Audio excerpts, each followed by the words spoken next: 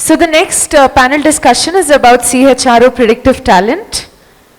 The workforce emerging from the pandemic is different than the one that entered. While the composition of workforces may have changed, the most significant shifts are occurring in how organizations are approaching the talent they have, talent they need, and their expectation. In this session, the panel is pondering over these pertinent questions that most of the organizations have in their mind. Chairing this session, we have Nalini George. Ma'am, please.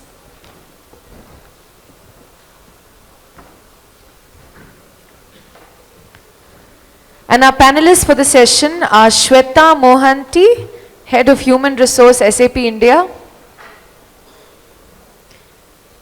Dependra Mathur, Senior Vice President and Global Head, HRD, Infosys, BPM. And Chaitanya Srinivas, Chief Talent Officer at Kyndryl. Yes, we can do this louder. Focus because it's just before lunch. Thank you. Thank you so much. And Ms. Surisha, fantastic keynote. I just couldn't take my eyes off, literally, right?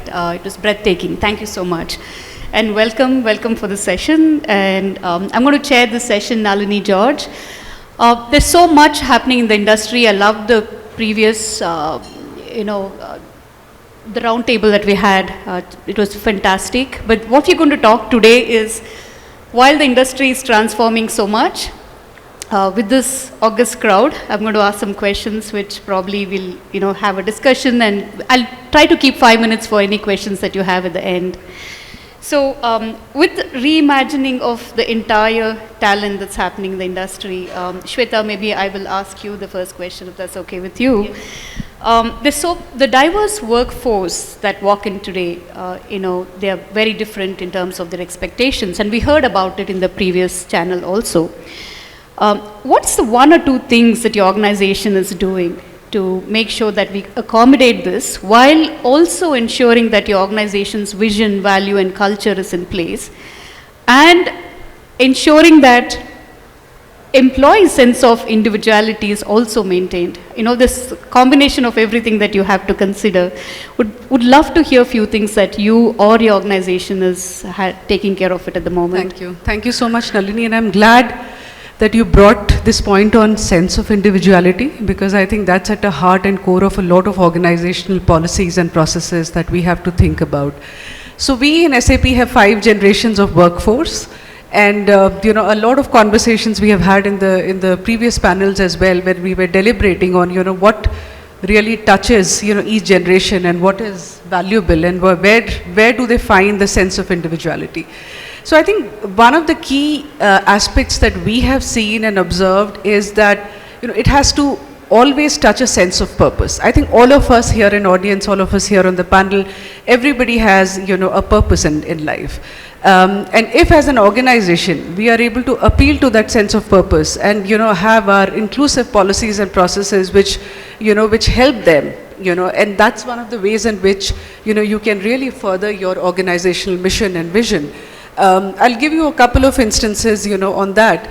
We were in one of our internal event, we asked this question to some of our employees, and one of them said that, his purpose is that to make the world beautiful and sustainable for, his 10-year-old daughter. Now, that's a purpose, and how are you connecting the organization purpose to something of that sort? I have also had instances where, a 23, 24-year-old campus joinee, college graduate comes to me and asks, what is SAP's point of view on the Ukraine war? And you would wonder, why does it matter for somebody sitting in Bangalore to know, what's happening there? And why does an organization need to have a point of view? But it does, because it some way connects to the larger purpose, that the individual has. So the key is really to, figure this out. And I was smiling, when we were really discussing about how can you grow careers, sitting in your bedroom. I think one of the key aspects is that the way careers are being looked upon individuals is very different from how it was probably 5 years from now. I had this fascinating conversation with a few people in my organization who really said that don't expect us to be the CEOs. We don't want to be there. That's not where our aspiration is. That's not what our goal is. Our goal is also not to be the CTO. Our goal is probably be to the startup founder for a few things. We want ideas. We would really want to not restrict ourselves just into the organization. If I'm a subject matter expert, I don't need to be a subject matter expert just in the organization. It has to be a larger ecosystem that I needs to appeal. So I think there are changing priorities, and the linkage to what appeals to an individual is very important. How do you do that from an organizational context? One is inclusive practices.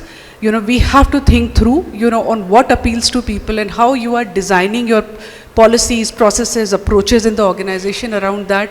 The other key element is listening. I think the more we do, as an organization, we really need to keep our, ears on the ground. And hence it's really important, for us to have more listening opportunities. So we have a lot of those sounding boards.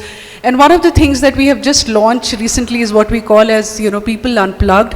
And the intent behind this is to, whatever coffee conversations you are having on the great attrition, on compensations, on organizations' values, on sustainability, these are the compensations. Rather than having it in the coffee corners, we really wanted to bring it onto the stage.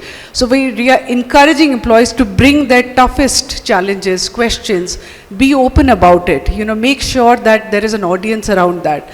So I would say these are some of the things that, we are doing, catering to each of,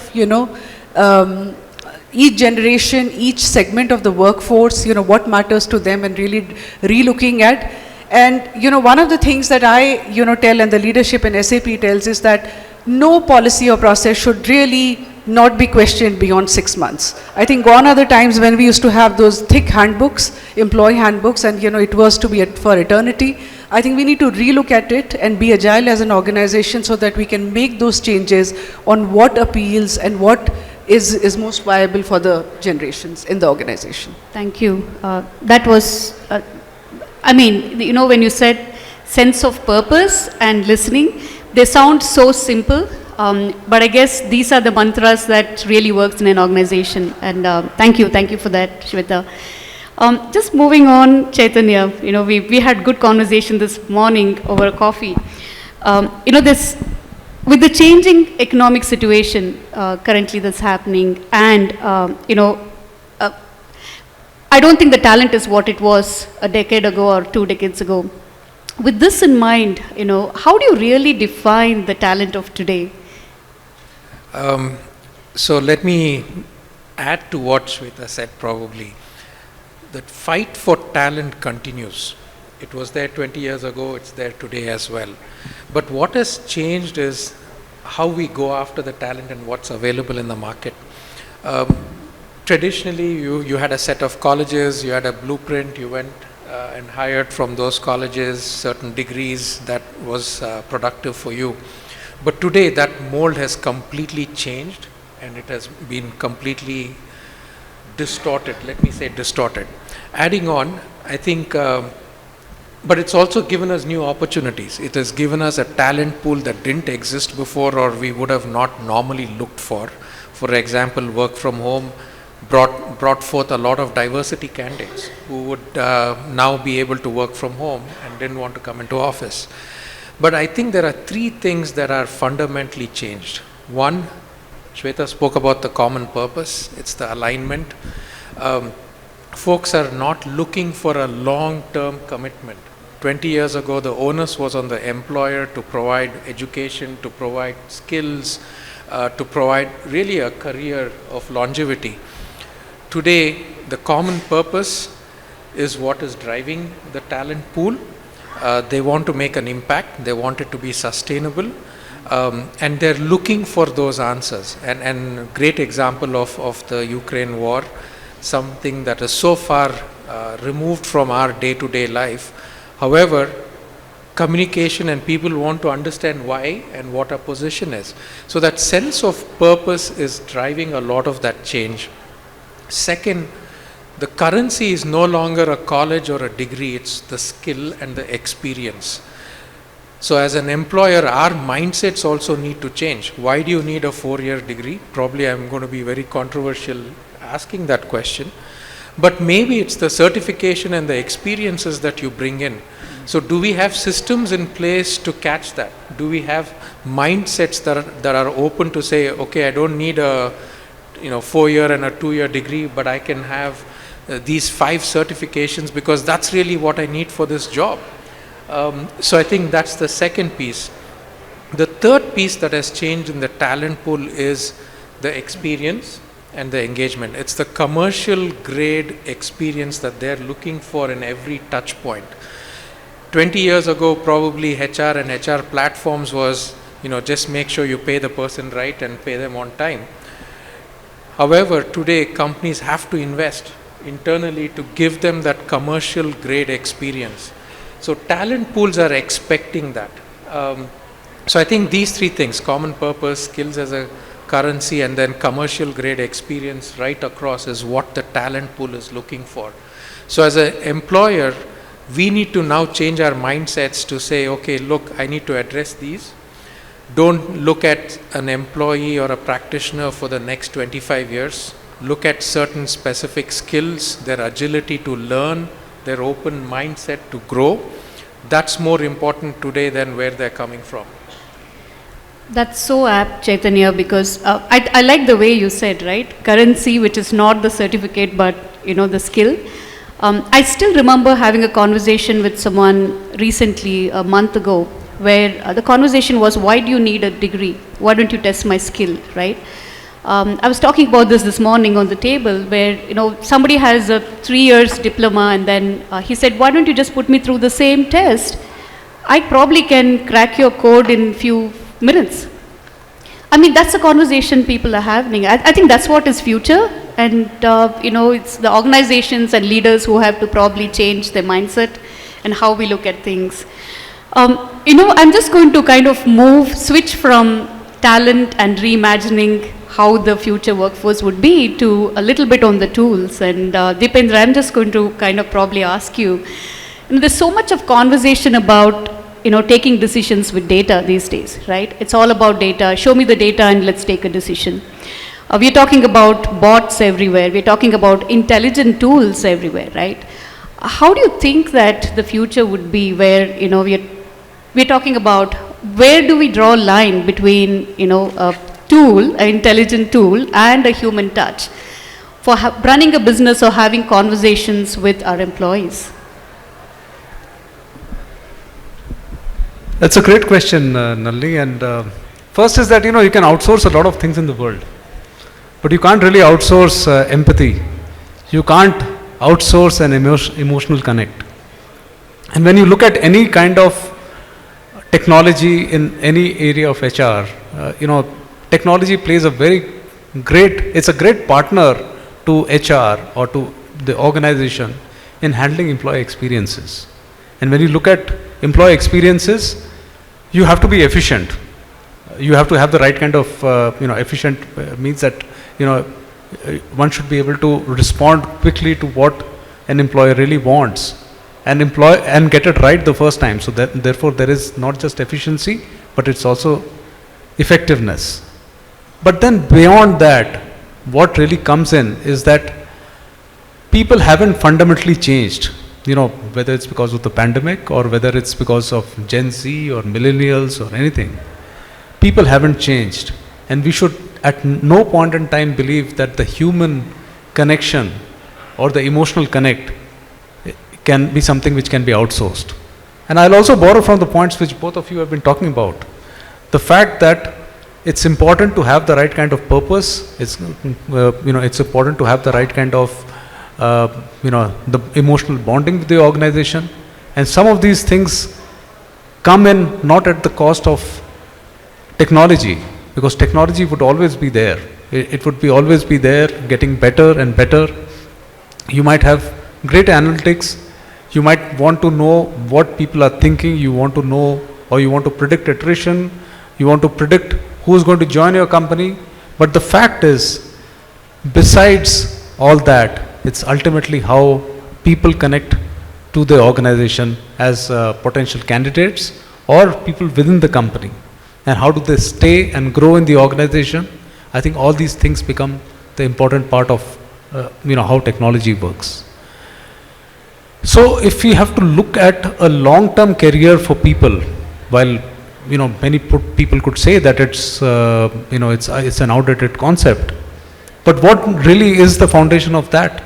The foundation of that is the fact that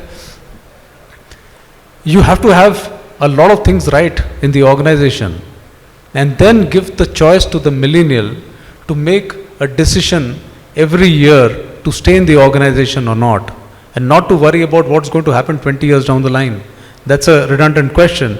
But what is going to happen for that millennial 6 months or 1 year down the line is a question which is more easy to talk about.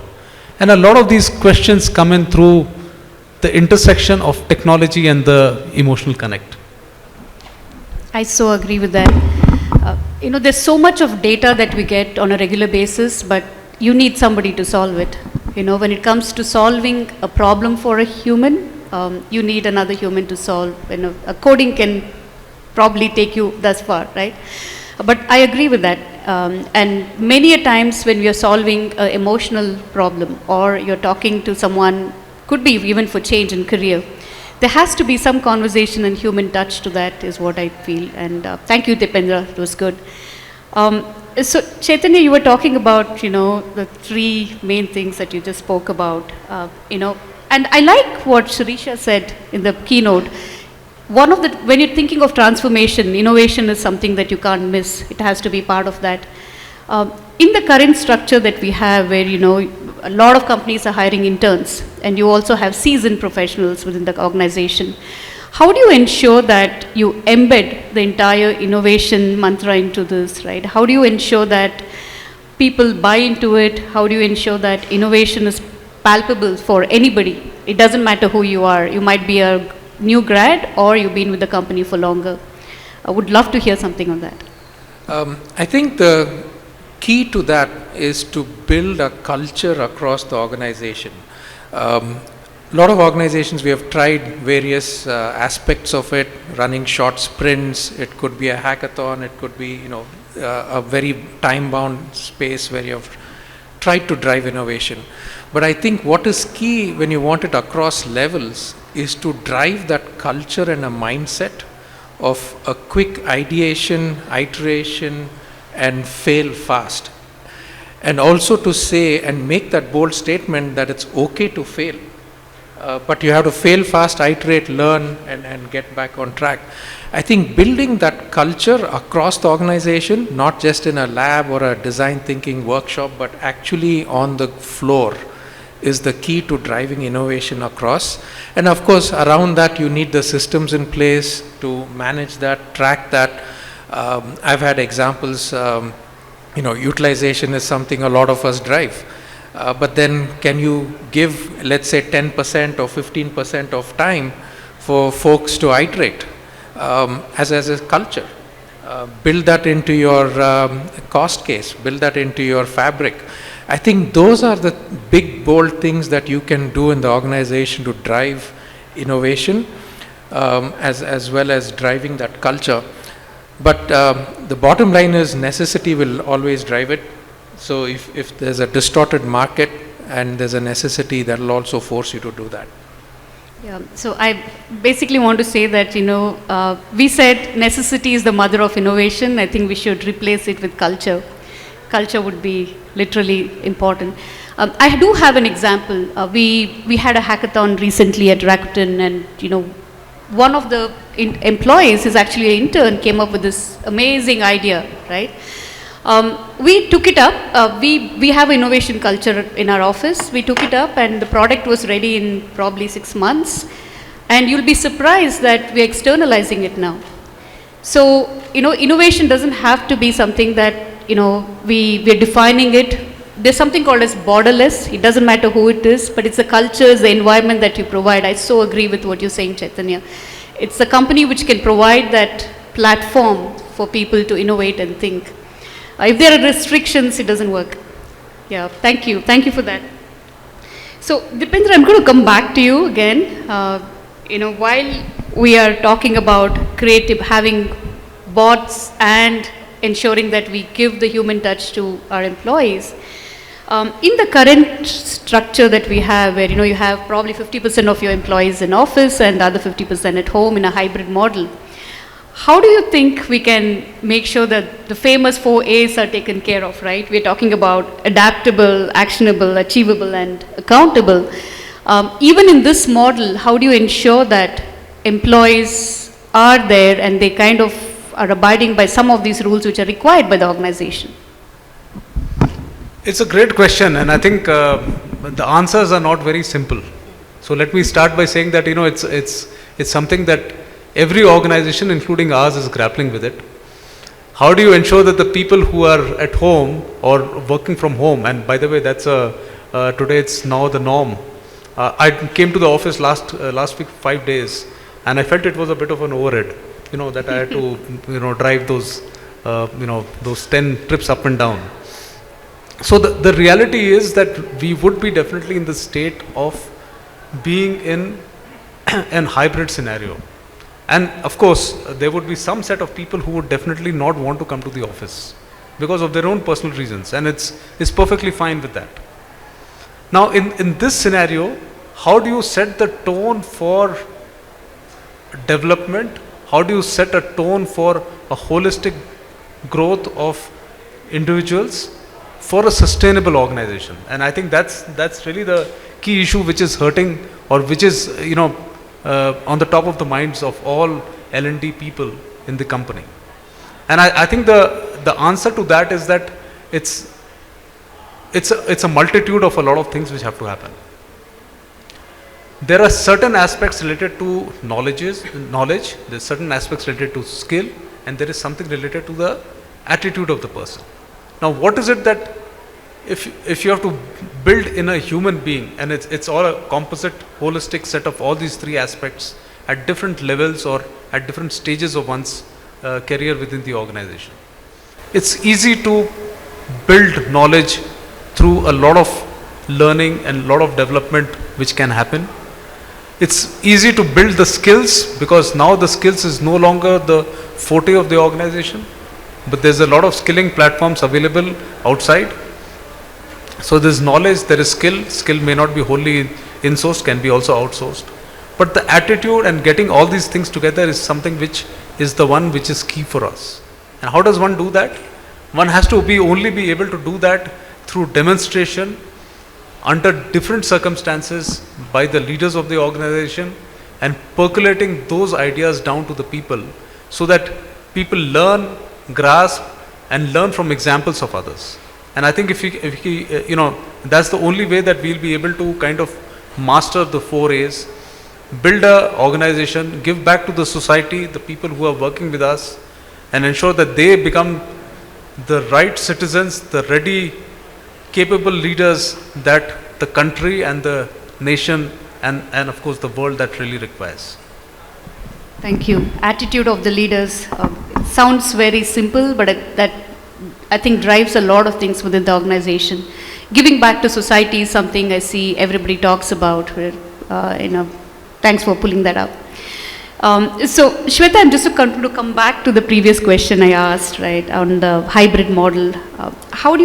My next question is, what is the role of an organization's vision and purpose in influencing this model? How do we make sure that while the organization's vision is intact, how do we drive the culture and everything around that in the hybrid model? So, if you look at, organizations, almost all organizations are either in the journey to become a technology organizations or have already become, kind of a technology organization. Everybody is embracing. If you look at the people practices, if you look at the organizational practices of many organizations, you would be honestly struggle to differentiate between one organization's practices versus the others, right? We are literally becoming clone of each other, in this constant, drive to, adapt without really realizing how it is appealing to our workforce or not. And a result of that, what we are really becoming, for talent who's sitting outside, we are becoming a mirror image of each other, right? So the only thing, which differentiates one organization to another is, like you said, Nalini, what is the vision, mission, purpose, and the second is what is the culture of the organization. So that's the single most differentiator that we could go and project and talk about it, okay, and make it as a part of the, employer value proposition when we are approaching. And so for us in SAP, for example, make lives easier, make the world run better, right? That is our, mission purpose. Now, if you look at that, how does it, appeal to somebody who is 5 years of experience in your organization? How do you translate it?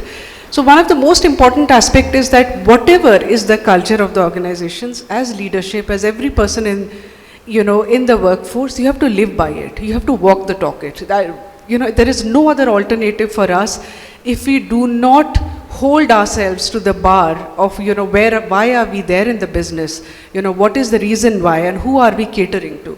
I think that's a very, very important aspect, when we are looking, to the whole thing. And, the way, organizations can translate that vision and mission is to, like I said once, really kind of integrate it into everything that you talk about, into everything that is being practiced in the organization. I'll just take an example. For SAP, you really want to be carbon negative by 2025. That's a statement that we have gone public about it. Now, can we do that and make that statement and not live by it?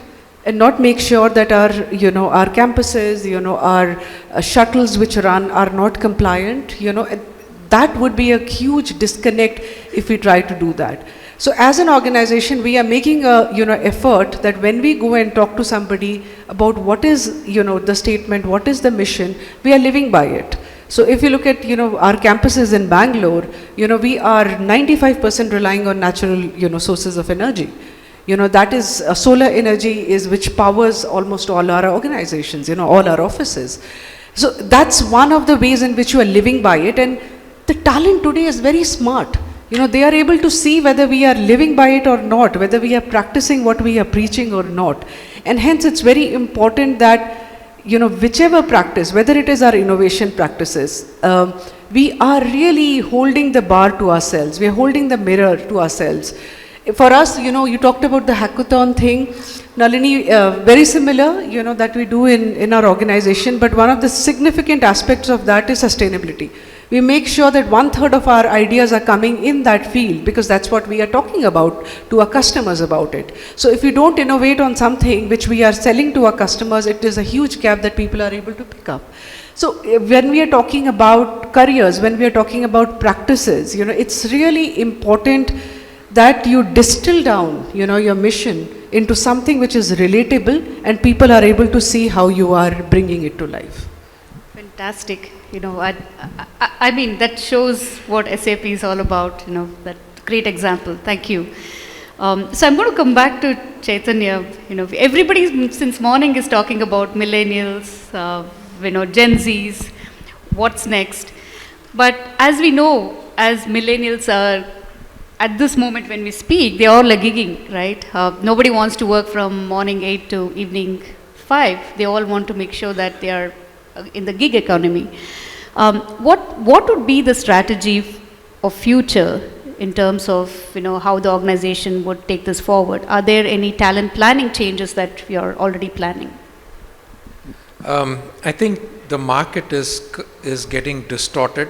The playbook on the gig workforce is still being written. It's not done yet. But to take a step back, gig workers, gig workforce existed. I think they went by different names. We are calling it moonlighting now and saying it's a bad thing or a good thing. But if you looked at doctors, lawyers, factory workers, gig workforce existed from way back. But what changed here is, if you look at the three stakeholders of a client, an employer, and a practitioner, there was a contract that was written right through that had work moving from across these three stakeholders. What the gig workforce today is doing is it's challenging that contract. And I think the right way to go about it is you have to build transparency, you have to build trust across these three stakeholders to make that happen. If you look at the previous questions around talent and what's happening in the workforce, that's where the workforce is moving to. whether it's Gen Z and now there's Gen A coming back, that's the next generation. They do not have the same sense of loyalty that was there 20 years ago. I think some of the previous speakers in the panel said the same as well. It's about right now, right here. What do you want to do 5 years from now, or what do you want to do 10 years from now is such a rhetorical question. You won't even probably get an answer from this generation. So from that perspective, I think it's very important we start looking at building that trust. So if you take, for example, a contract, if the contract says you can only deliver with 100% dedicated resource, then you have to deliver with that contract. However, if that says only these 5 jobs out of 10 need to be delivered with a dedicated resource, you have a little bit of play. And that's where organizations are moving. They're moving to pooled resources, they're moving to skill sets that are broader, and that can bring in that breadth of skills to a company. And companies are now seeing that benefit. If you were trying to be too narrow, you needed a very different workforce versus today, where there are a broad set of skills which are more appreciated. So the talent pool itself, from a skilling perspective, is also doing that. They're looking at a broader T, they're looking at, hey, let's look at 5 different things, why do I need to do one thing? So as you do that, I think it's challenging the mindset of the employer. And saying, okay, maybe I don't need 100% dedicated workforce. Maybe I need a 30%. I don't know that number. Don't hold me to it, but that number is evolving. And it's evolving by contract, by skill, by geography, by region, to say, what do I need to be dedicated and what can I do with a revolving or a gig workforce? And I think from a talent perspective, that's where we are headed. And organizations need to very clearly embrace, adopt it, because the fight for talent will continue. I agree. We all are dealing with this at this moment. But Chaitanya, what you said is so true, because I know I just have a personal experience, right? I was talking to my son because he was supposed to pick an elective this year. And I said, can we meet your school counselor, and somebody was going to guide us on what you have to do. His answer was so unique that, for me at least, he says, why do I need a counselor? Why should somebody decide what I have to do? And I don't need any help. And so I said, can we sit together? He said, why should you sit? I know what I need. I'm going to tell my teacher, I'm going to choose. I mean, I had to actually think back and say, okay, I'm not just dealing in the office, but I'm also dealing at home. But, this is going to be the future. And he's going to be my employer probably for any of us, right? And they're going to come with their mindset on why you telling me, and this is what I feel is going to work. So that's probably is going to be next Gen A or maybe Gen B, I don't know. So yeah, with that, fantastic conversation. Thank you so much, and I really appreciate you spending time here today. But I would like to take maybe 1 or 2 questions from the audience. I was asked to give at least a couple of minutes. Yes, sir, I have somebody there. Could you please pass the mic? You can actually, if you want to kind of have one of the panelists speak, you can probably call their name, or one of us will answer. Thank you. Can you please pass the mic to this gentleman? Anybody's asking? Go ahead. Yeah. Yes. See, what I'm often hearing is that the new generation is not loyal. They are very temperamental. But we have to also see one thing. See, 20 years back, when 25, 30 years back, when we started our career, even the companies were very serious, Like, they also believed that they want an employee for life, and that's the way they used to groom. But now times have changed. Recently, I met one of my relatives. She joined a company in campus, and she came all the way from Calcutta, settled down in Marathalli, took a house, and in 5 months, the company laid her off. Right? Now, I think companies also has to become responsible. We are only blaming this new generation. When I tell the new generation that why do you do moonlighting, they said, why not? Is the company loyal to me? No, the company is not loyal to me. The company will kick me out tomorrow morning. It was not there earlier. Earlier there was, even if the times were difficult, economy was difficult, companies used to be little tolerant, little humane, which is not there right now. So I think we are only blaming one side, we are not blaming the other side. Thank you. Do you want me to take this question? Yeah. Okay. I love your question, but what I have seen, at least in the last 2.5 decades, is yes, when our parents worked, the loyalty was there. Nobody knew that, you got to retire, right? One fine day, everybody comes with a garland and says, okay, you have 60 years and you're retiring today. But then we switched from that to pink slip age, right? None of us even knew what pink slip was all about. I'm talking about 20 years ago, and it all started obviously in America. So somewhere I think that movement has also happened gradually, very gradually. And then now we are talking about, when you talk about layoff, it's not something that is very new. Everybody talks about it, right? The word loyalty, I think the definition itself is different when we're talking about the generation that we're dealing with today. They don't look at it as loyalty. They look at it as, am I getting what I have to do? Am I enjoying this job? Is this a place I want to be? Is my friend there? So the requirements have completely changed. The adjustments that we probably had in the past have moved. But I agree with you. It's not just why somebody is not loyal. Is the company also doing something to make sure that, we don't one fine day say that, you're off. You don't have a job. I just want to ask if there's anything else that you have you can add. I'll just like to add to that. I think for a long period of time, we look at loyalty to organizational context. What this generation, and I completely agree with you, I think we put too much of blame, on the youngsters. Their context is different, the environment that they have grown up is different. But the thing that I find refreshing is that there is more loyalty to the profession. Right? They are the ones who really want to learn faster. They are the ones who want to be agile. They are the ones who want to do new things.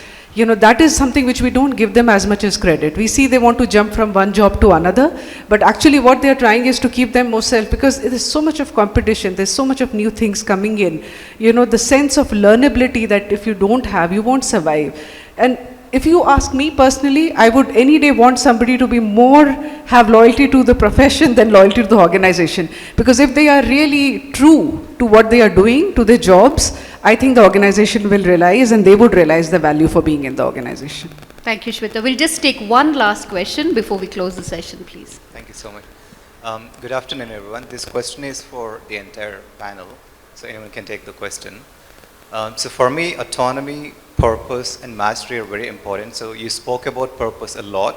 So autonomy and mastery, how do you ensure you give autonomy to everyone you work with?